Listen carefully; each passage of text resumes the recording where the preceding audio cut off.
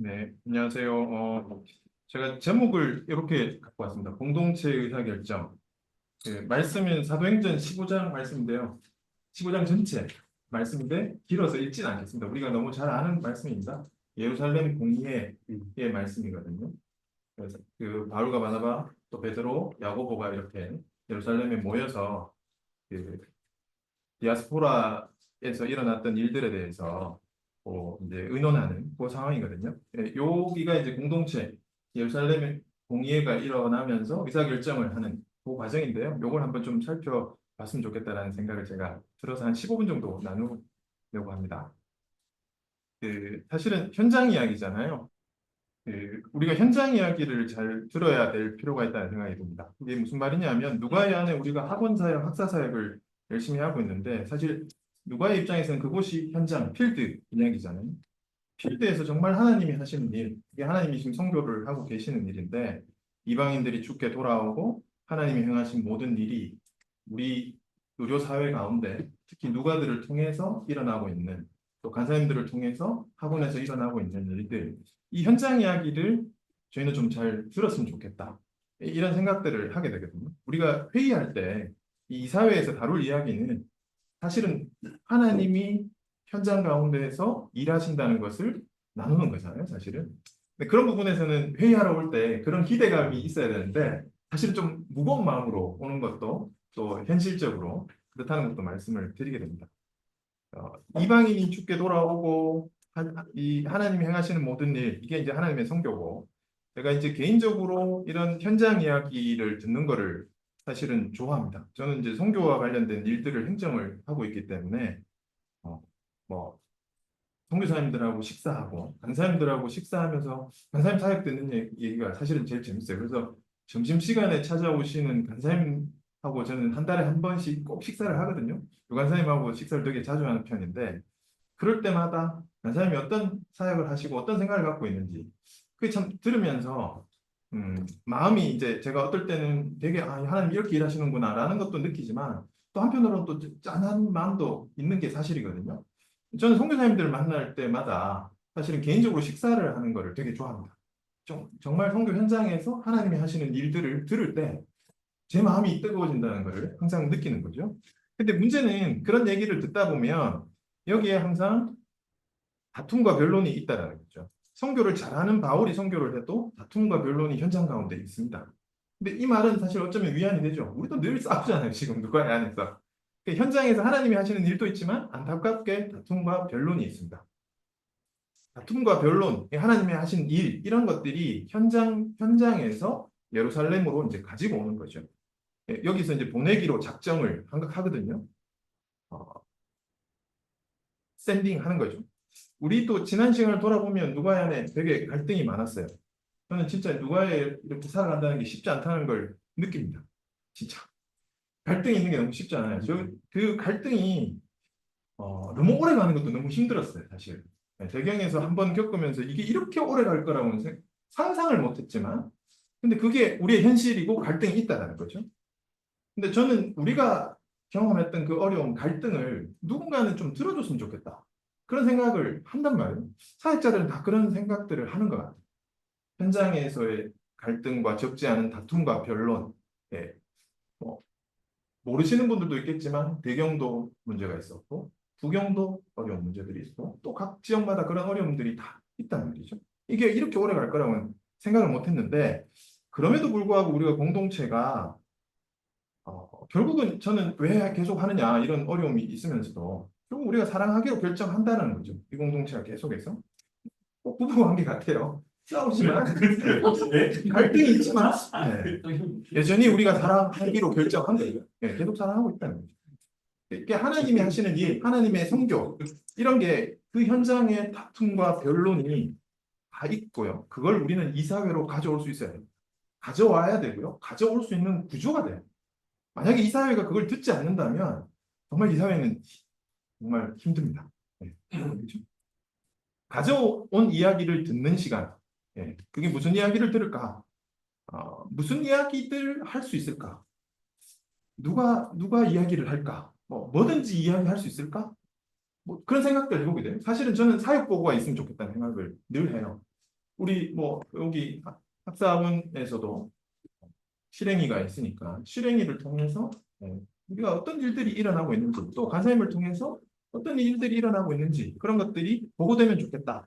그럼 이제 누군가는 이제 이걸 열심히 들어야 된다.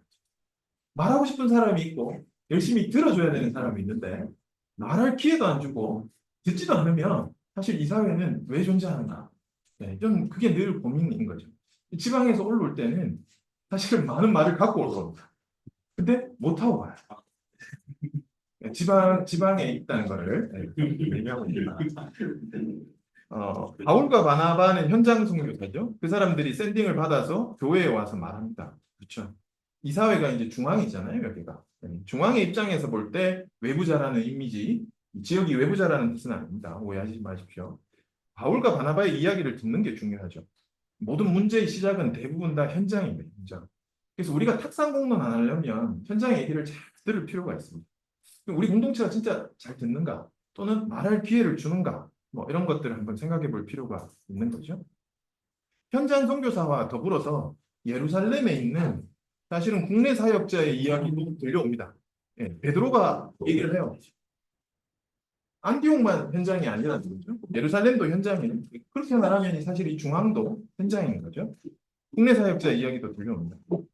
자신이 고넬료를 만난 그 사도행전 10장의 이야기를 여기서 하거든요. 하나님이 나를 인도해서 그 이방인들을 만나게 하셨다라는 거죠. 그러면서 자기 생각이 어떻게 바뀌었는지, 왜 저 밖에 필드 사역자 얘기도 듣지만 우리 안의 얘기도 같이 얘기를 한다는 거죠.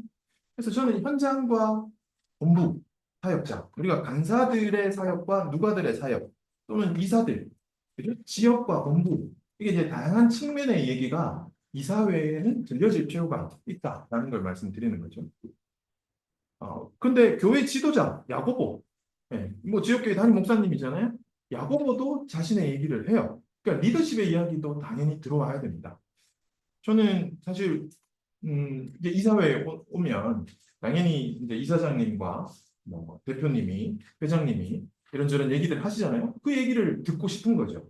이사장님이 왜 이런 생각을 하셔서 이런 결정들을 원하시는지, 왜 이런 안건들이 올라오는지에 대해서는 당연히 저는 리더십을 존중하고 이 공동체 일원이니까 그분들의 이야기를 듣고 싶어요.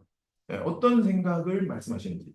다만 그게 너무 일방적이지 않기를 바라는 거죠. 그분들도 말씀을 하셔야 됩니다. 저는 하고 보통 어떤 회의를 들어가보면 이사장님은 너무 중립을 지키신다고 본인의 생각을 말씀 안 하실 때도 그런 단체들도 있습니다.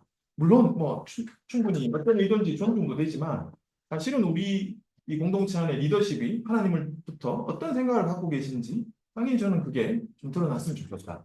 그래야 사실 그 마음이 공유되지 않으면 그 리더십이 공유되지 않는 거잖아요.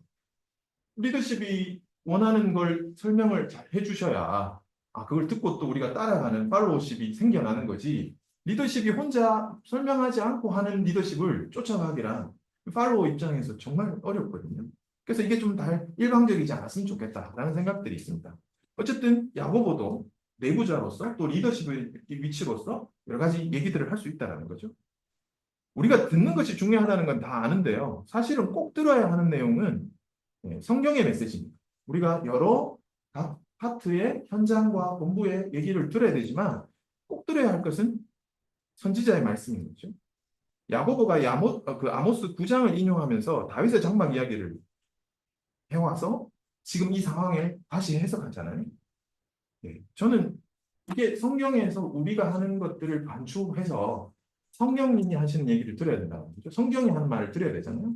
상황도 우리가 파악해야 되지만 결국 그 상황을 성경적으로 다시 해석하는 우리 공동체 안에 이런 일들을 해야 되는데 이게 뭐겠냐라고 말하면 저는 당연히 세미나, 스터디, 컨설팅 이런 형태로 우리 안에 좀 있었으면 좋겠다는 거예요. 어떤 형식, 그러니까 회의만 하지 않았으면 좋겠다는 거죠.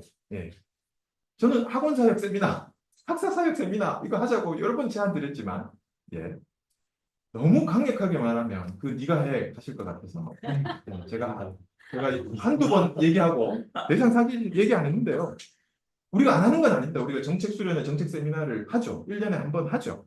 근데 저는 사실은 우리 안에서 학원 사역과 학사 사역을 위해서도 좀 더 성경이 말씀하시는 것들에 대해서 우리가 논의하지 않으면 사실은 마음을 모으는 게 쉽지 않습니다. 그건 누구의 생각이라게 너무 강해지면 우리 그분을 우리가 뭐 신뢰하긴 할 수도 있지만 정말 성령님이 우리 가운데 일하시는가 이걸 질문할 때는 애매하거든요. 그러니까 저는 당연히 리더를 통해서 여전히 하나님이 일하신다고 보지만 당연히 리더와 성경을 통해서 일하신다고 보기 때문에 우리가 이 선지자의 말씀, 이 성경의 말씀을 가지고 다시 논의를 해볼 필요가 있다. 죄송한 얘기지만 간사 수련회 자꾸 간사님들끼리만 하신다는 거죠. 저는 확대돼야 된다고 생각합니다. 외부적 시각이 굉장히 중요합니다. 말씀하셨습니다. 예. 참석하시라. 마찬가지로 누가들도 마찬가지예요. 누가들도 폐쇄적 집단이 되면 늙다. 그렇다면 간사의 입장에서 말씀하시는 우리의 모습도 들어야 됩니다. 간사님도 마찬가지. 근데 이게 다 분산돼 있는 것도 나쁘지 않지만 우리가 통합적으로 같이 얘기하면서 외부적 평가들을 받을 수 있는 구조. 전 그게 자꾸 이루어져야 우리가 진짜 이 회의를 하면서 정말 하나님이 우리 가운데 어떻게 일하시는지 그것을 쫓아나갈 수 있다는 거죠. 저는 선지자가 우리 공동체 가운데 있는가 뭐 이런 생각들을 많이 합니다. 왜냐하면 저는 선지자가 아니라고 확신을 하고 있기 때문에 저는 신동혁 쌤을 예전에 보면서 학생 때 보면서 와 너무 존경했거든요. 제가 존경하는 여러 선배님들 중에 한 분이세요. 지금도 신재두 이사장님도 제가 GMP 성교사님이시기 때문에 제가 GMP 이사로 있기 때문에 또 좋은 모델로 보고 따라하는 거죠. 그러니까 그 선지자들이 우리 가운데 있는가? 왜? 우리 공동체에 하나님이 선지자를 통해서 말씀하신다라는 걸 저는 지금도 믿기 때문에 고민이 많이 돼요, 사실은. 여러 스피커들이 계시면서 그 스피커들이 하시는 얘기를 저는 정말 기대하고 있습니다. 그게 공적이든 사적이든. 네. 그 얘기들을 통해서 하나님이 이분들을 통해서 우리 가운데 일하실 거라는 기대가 있기 때문에 저는 그걸 자꾸 듣고 싶거든요. 하나님이 개혁을 하시기로 결정하셨는데 혹시나 내 입장만 가지고 내가 반대하고 있으면 저는 엄청 혼날 것 같아서 사실은 리더십들이 하시고 싶어 하시는 게 정말 하나님 뜻인가? 맞다면 저는 뭐 100% 따라가고 싶은 마음입니다. 그리고 그래서 늘 누가의 안에 선지자적 관점들이 있기를 기도하고 그런 분들을 통해서 누가의가 잘 인도받기를 그런 음성들을 저는 잘 쫓아가기를 그런 걸 기대하고 있는 거죠. 제가 말씀드리는 게 이게 다 듣기라는 거죠. 공동체 가운데 말씀하시는 하나님을 우리가 듣는 거죠. 이 모든 브리핑이 누가 들었냐면 온 무리가 들을 수 있어야 돼요. 예, 교회가 다 듣는 거죠. 말씀하시는 분들이 제한적이긴 해요. 그러나 각계각층을 대표하시는 분들이 말할 수 있어요. 이게 너무 폐쇄성이 있으면 사실은 우리 모든 회원들이 우리가 어떤 회의를 하고 하나님께서 우리를 어떻게 인도하시는지 전혀 상관이 없는 분들이 너무 많아지는 거죠. 그러나 원무리가 들을 수 있는 구조가 그렇다면 우리의 회의 내용들이 충분히 공포될 수 있는가 이런 것들을 이제 고민해 봐야 되겠죠. 저는 하나님의 백성이 교회가 들었다. 하나님의 백성이 같이 들었다. 예. 하나님의 선교 이야기, 하나님이 여전히 일하시는 이야기 그 얘기를 우리 다 듣기를 원하는 거죠. 듣기 위해서 우리가 미디어 팀을 만드는 거잖아요. 많이 들려질 수 있도록 그죠. 근데 안타까운 거는 늘 말씀드리지만 우리 안에는 다툼과 변론이 같이 있다라는 겁니다. 예. 이런 얘기들이 예루살렘 모 교회에 온 무리가 듣게 된 거죠. 기쁨도 있고요, 슬픔도 있고 이것이 하나님이 우리를 통해서 하시는 일이죠. 저는 이것을 한꺼번에 할 필요는 없다고 생각합니다. 예루살렘 공의회처럼 우리가 성숙하게 의사결정을 못할 수 있기 때문에 저는 사실 이사회도 여러 번 있어야 된다고 생각하고 이사회가 있기 전에 사전에 여러 가지 세미나들이나 이런 것들이 같이 있어야 된다고 생각하거든요. 이사회가 너무 의사결정에만 집중하면 결국은 우리가 변론을 할 기회는 없어지고 전부 다 다수결로 그냥 투표로 끝나버리거든요. 저는 그게 조금 아쉬워요. 이미 다 정제돼서 올라오는 안건들이라는 거죠. 사전에 많이 공유돼서 논의된 안건들이 아니라 급하게 올라와서 빨리 통과시켜야 하는 그런 현실적인 어려움들이 있습니다. 근데 그럴 때마다 저는 조금 아쉬워요. 그래서 공식적이든 비공식적이든 좀 오픈되든 좀 클로즈되든 여러 번에 나눠서 많은 소통들이 있기를 바라는 겁니다. 물론 거기에는 엄청난 에너지가 필요합니다.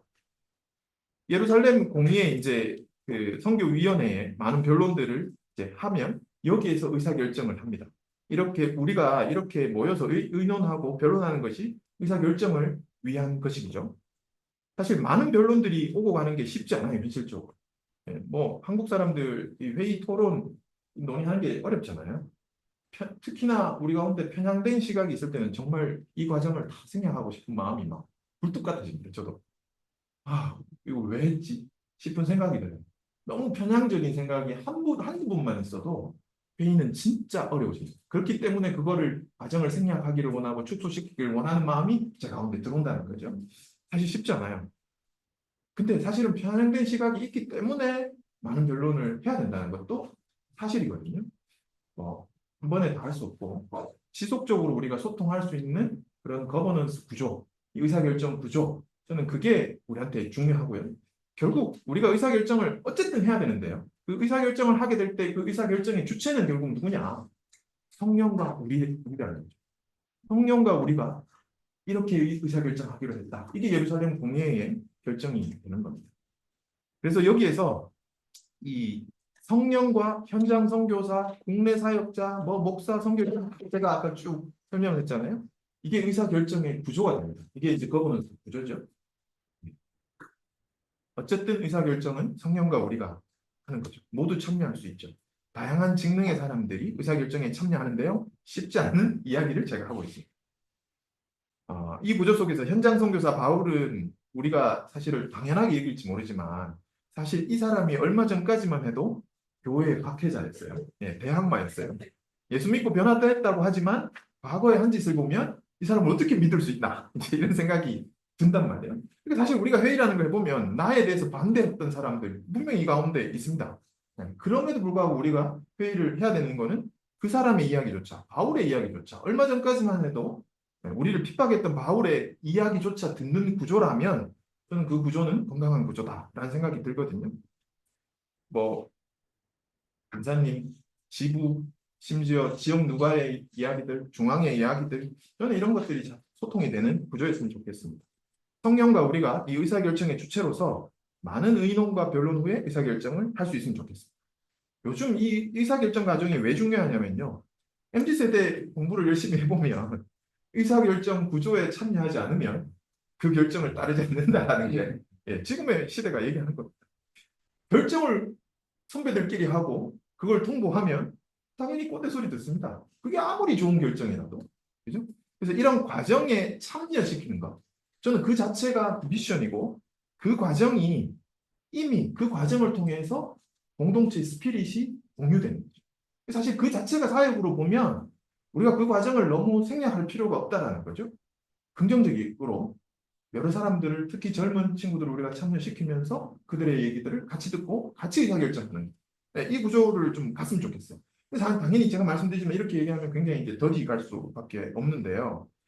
그러면서도 저는 성령과 우리가 하는 그 의사결정, 이걸 하나님의 뜻을 쫓아가는 그 결정 구조가 저는 의사결정의 건강한 거버넌스 구조라고 말씀드리고 싶고요. 근데 참 아이러니하게도 여기에서 의사결정의 내용들을 보면 그래서 그 구조 속에서 어떤 결정의 내용들이 있느냐 보면 중요한 것만 다뤄요. 지엽적인 건 안 다뤄요. 이 요긴한 것, 이 요긴한 것들 외에는 안 다룬다는 거죠. 그럼 요긴한 게 뭐냐? 보면 우상의 더러운 것과 음행과 목매어 죽인 것을 피로 말리는 것 이런 거 하지 마라. 우상의 제물과 피와 목매어 죽인 것 음행을 멀리해라. 이게 뭐 이런 결정 뭐 대단한 결정처럼 보이지만 사실은 이방인들 입장에서 보면 이미 이렇게 살고 있었어요. 우상 버리고 음행 버리고 예수님 믿었었거든요. 저는 이 예루살렘이 의사결정한 이 내용들을 보면서 아이러니가 여기에 있습니다. 예루살렘이 결정한 내용들을 보면 그들이 변해야 되는 게 아니라 우리가 변해서 그들을 받아들이는 그 결정을 한 거거든요. 아이러니죠. 사실은 어떻게 보면 현장은 이미 하나님이 일하시고 늘 변해가고 있었는데 이 의사결정한 이 본부에서 그걸 전혀 모르고 있으니 우리끼리 고민하고 있는 모든 내용들이 사실 맞나 싶을 때가 저는 가끔 있습니다. 뭐 모든 게 그렇다는 건 아닙니다. 어쨌든 의사결정의 내용들을 보면 아이러니하게도 이 의사결정의 당사자들이 변해야 돼요. 그들이 변하는 게 아니라 그렇죠? 여전히 하나님은 그들 가운데서 일하고 계시다는 거죠. 결국 할례 안 한다고 태클 건 사람들이 변해야 되는 거예요. 유대인 기독교인들이 변해야 되는 거지. 이방인들은 이미 변해 있다는 거죠. 의사결정의 결과물을 보면 이걸 교회가 변했다. 이렇게 이제 표현할 수 있습니다. 이방인은 그 전에 이미 변했고요. 이제는 이방인과 유대인이 함께 만든 초대교회 공동체가 유대주의에서 벗어나게 하는 그 아주 낡은 패러다임에서 벗어나게 하는 것이 사실은 이 회의의 본질이었다는 거죠. 이방인의 입장 변화는 크게 없습니다. 그 베드로 얘기도 똑같아요. 베드로가 고넬료를 만나는 장면도 보면 고넬료의 회심이만이 있는 것이 아니라 거기에 베드로의 회심이 같이 있는 거지 않습니까? 베드로가 이방인에 대한 편견, 그게 완전히 깨지는 사건이 고넬료를 만나는 사건이었거든요. 그래서 이것을 레슬리 뉴비긴이 고넬료의 회심은 하나님 나라의 확장이고 베드로의 회심은 교회의 혁명적 변화다. 이렇게 표현을 하고 있습니다. 그렇죠?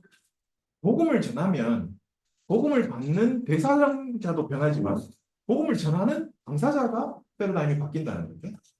사실은 교회는 계속해서 혁명적 변화를 일으켜야 됩니다. 저는 누가에도 마찬가지라고 생각합니다. 누가에가 낡은 패러다임에서 계속해서 변형하지 않으면 우리가 정말 잘하고 있나? 우리가 하나님 앞에서 정말 잘하고 있나? 라는 고민들을 하게 됩니다. 특히나 지금의 의료 현장에 이런 문제들이 일어날 때마다 저는 마음이 쉽지가 않아요. 우리가 너무 잘못한 것 같다는 생각이 들어요. 후배들한테 안 좋은 환경들을 만들어낸 꼴이 돼버린 거죠. 의료사회를 그리스도인을 통해서 변혁이 됐다면 이렇게까지 어려운 상황이 됐을까라는 생각들을 하게 됩니다. 결국 사실은 뭐 세상을 욕할 게 아니라 교회 자체가 스스로 혁명적 변화를 일으켜내지 않으면 복음의 영향력은 줄어든다는 것은 우리는 알고 있습니다. 그래서 저는 고민이 돼요. 우리가 이 사회를 잘해서 간사님을 바꾸고 싶은 마음도 있고요. 학생들을 좀 바꾸고 싶은 마음도 있고, 젊은 누가들을 바꾸고 싶은 마음도 있어요, 솔직히. 그러나 진짜 바뀌어야 될 것은 내가 아닌가라는 생각들, 우리 이사들이 아닌가라는 생각들을 같이 해봐야 됩니다, 사실은. 우리가 안 바뀌면 우리와 함께 일하는 누구도 바뀌지 않을 수 있거든요. 세상을 우리가 바꾸길 원한다면 사실은 교회가 바뀌어야 돼요. 그건 지금 우리가 느끼는 거지 않습니까? 종교개혁 이후에 날마다 개혁되어야 하는 것이 교회죠. 타락한 세상이 자신을 스스로 바꿀 수 없다는 걸 우리는 알고 있습니다. 자, 이렇게 의사결정을 하고 나서 이런 교회의 변화, 의사결정의 결과물이 이제 공유됩니다. 편지를 써서 사람을 택해서 다시 보냅니다. 그죠? 처음에 샌딩을 했는데 다시 의사결정을 해서 다시 샌딩을 합니다. 여기에 권위를 부여합니다. 사람을 택해서 거기에다가 권위를 부임해서 부여해서 보냅니다. 그리고 이제 선포를 하죠. 가서 선포를 합니다. 이게 누구에게 선포를 하는가요? 현장의 선교사들이 다시 듣습니다. 현장의 사역자들이 이 얘기를 다시 듣습니다. 그리고 그 결정을 듣고 기뻐하고 나눕니다. 우리 안에 이런 결정들이 여러 부서들 또 지역의 누가에 이렇게 전해졌을 때 그게 공유되고 중앙이 저런 결정들을 해나가는구나. 학원 사역과 학사 사역을 위해서 이런 결정들을 하고 있구나. 라는 것들이 전해질 때마다 저는 그게 권위가 있고 그걸 읽고 기뻐하는 공동체. 그러면서 이게 이제 공동체가 전체적으로 이 우리가 결정한 것들을 같이 마음을 모으는 거죠. 이 부분이 이제 의사결정 구조가 됩니다. 이게 거버넌스죠. 제가 지금 오늘 말씀드리고 싶은 것은 거버넌스 구조가 건강해야 된다라는 거죠. 그렇지 않으면 어떤 결정도 변화도 쉽지 않습니다.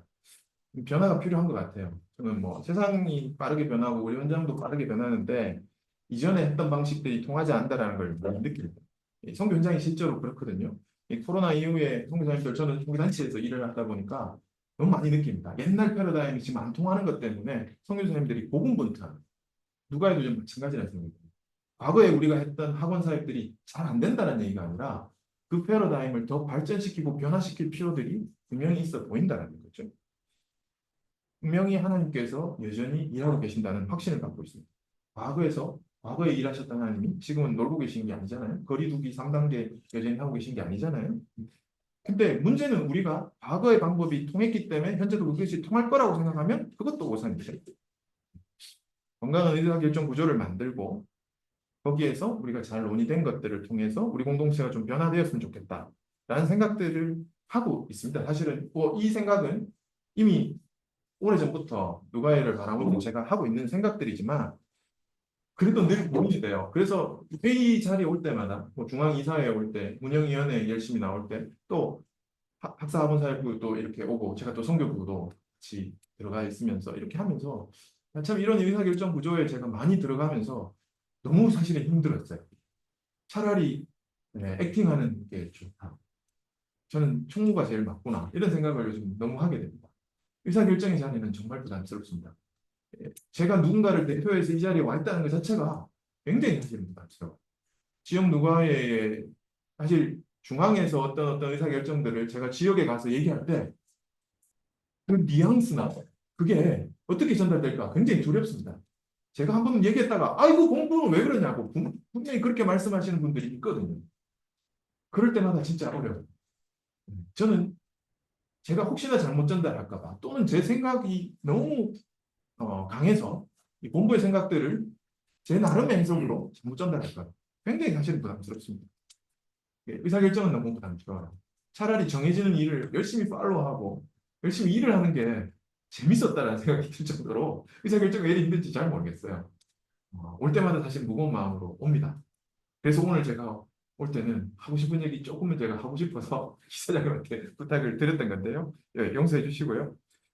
또는 우리 학생들 얘기, 간사님들 얘기, 또 특히나 지역에 있는 많은 누가들 얘기, 또 나름 우리 건강하게 사역하시는 사역 부서에 있는 이 누가들 선배님들의 얘기, 이런 얘기들을 많이 우리가 듣고 그런 현장들의 얘기들을 잘 담아낼 수 있는 의사결정 구조, 이게 스트럭처인데요.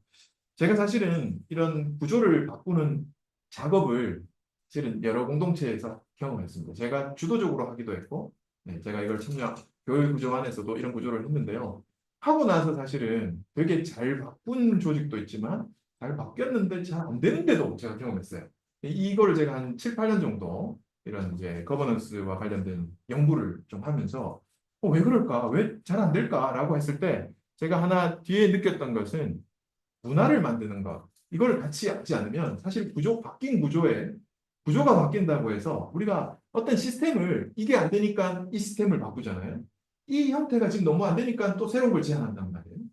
구조가 바뀌면 다 기대하거든요. 근데 똑같아요. 패턴은. 왜 그럴까? 되게 고민해봐서 제 나름의 결론은 사실은 문화를 같이 바꾸지 않으면 구조 바뀐 거 이펙트가 없다는 걸 제가 경험했습니다. 이 문화라는 것은 결국 성육신이거든요. 성육신 문화인 거죠. 우리가 진짜 의사결정을 하고 할 때, 우리가 이 일을 사역들을 할 때 정말 성육신적으로 하는가? 우리의 권위를 가지고 나의 권위를 나타내려고 하고 있지는 않는가? 이걸 바꾸지 않으면 구조를 정말 잘 바꿨는데 장로님들하고 제가 일하는데 너무 힘든 거예요. 구조 바꿨는데 바꾸니까 더 힘든 거예요. 혼자 의사결정하는 구조에서 여럿이 결정하는 구조로 바꿔놓으니까 똑같은 분들이 5분이 더 늘어난 것밖에 안 된다는 걸 경험한 거죠. 네. 네. 사람이 바뀌어야 된다는 것도 맞는 말이지만 사실은 구조도 바뀌어야 돼요. 이 두 가지, 이 성육신의 문화가 바뀌지 않으면 아무리 구조를 잘 바꿔놔도요. 얼마 가지 않아서 낡은 구조. 뭐 세술은 세부대라는 말씀 자체가 사실은 술도 바뀌어 나가고 구조도 바뀌어 나가야 되는 거거든요. 여전히 우리 가운데 이런 문화들을 바꾸는 일과 함께 저는 구조가 좀 바뀌는 이런 일들을 같이 했으면 좋겠다. 이것이 공동체의 의사결정, 성령과 우리가 함께하는 의사결정이다라고 이제 말씀을 드리고 싶었습니다. 감사합니다.